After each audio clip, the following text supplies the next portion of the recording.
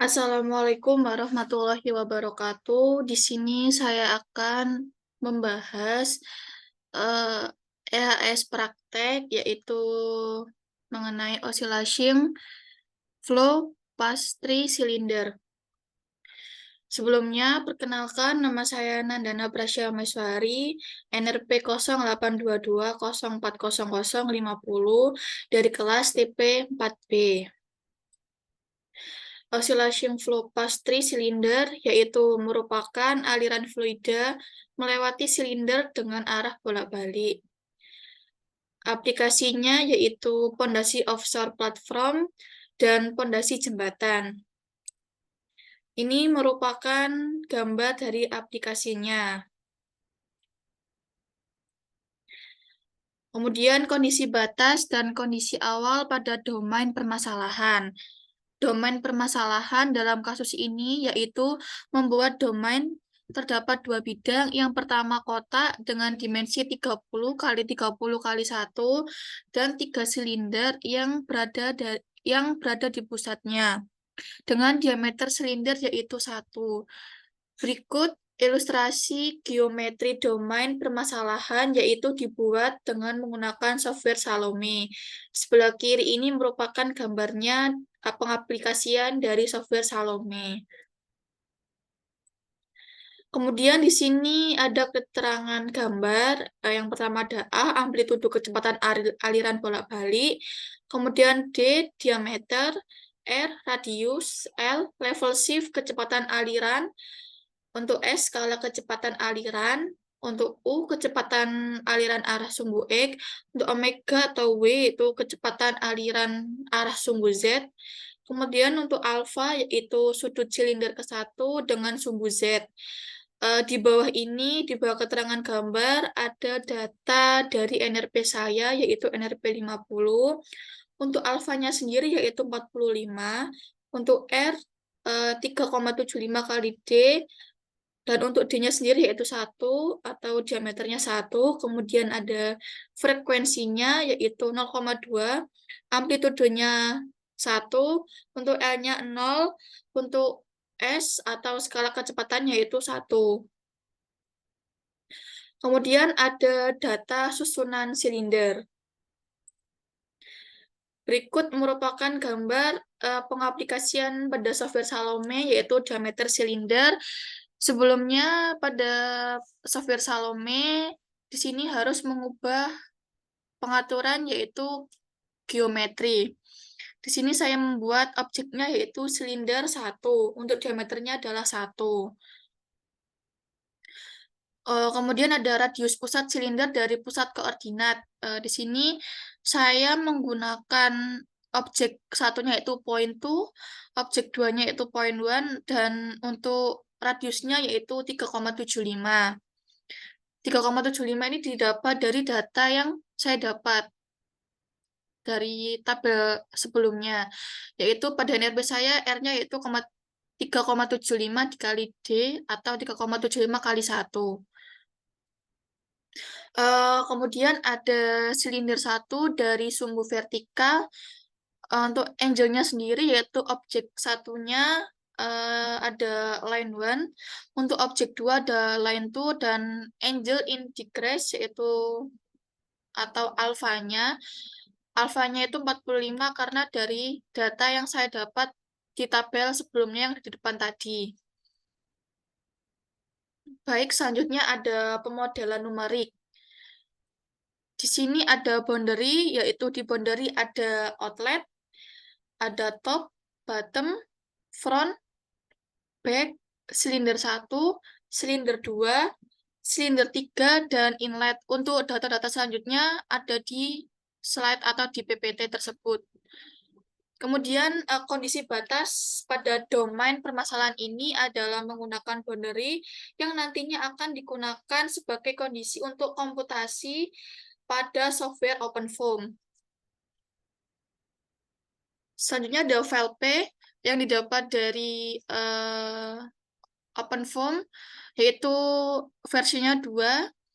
Untuk dimensinya 0, 2, min 2, 0, 0, 0. Kemudian boundary field-nya yaitu silinder 1, silinder 2, silinder 3. Untuk tab-nya yaitu zero gradient. Top bottom dan inletnya sama, tab-nya yaitu tipenya yaitu zero gradient. Kemudian untuk outlet-nya tipenya yaitu fixed value.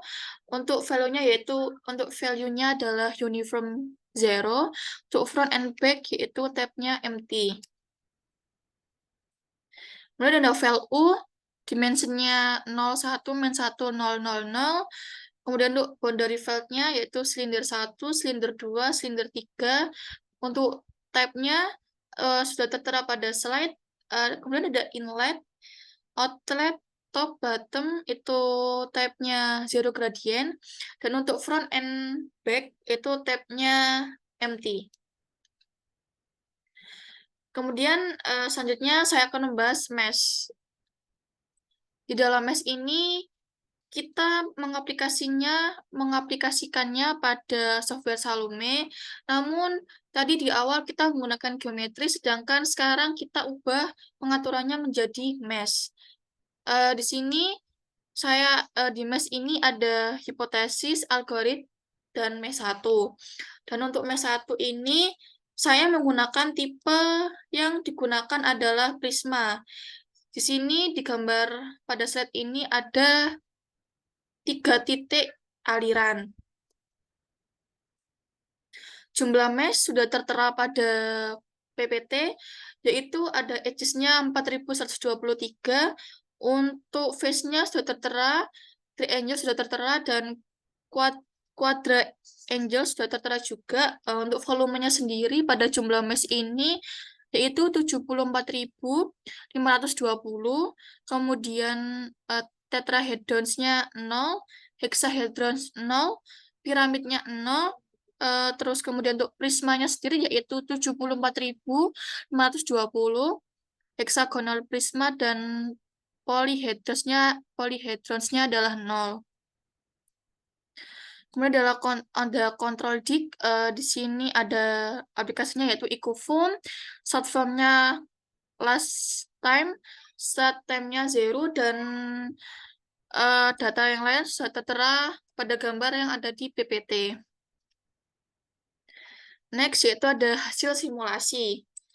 Setelah menggunakan Salome dan OpenFOAM, kemudian kita menggunakan software yaitu ParaView, dan saya mendapatkan plot contour vorticity saat T25 dan T atau time 27,5 itu dari data yaitu 5 per F.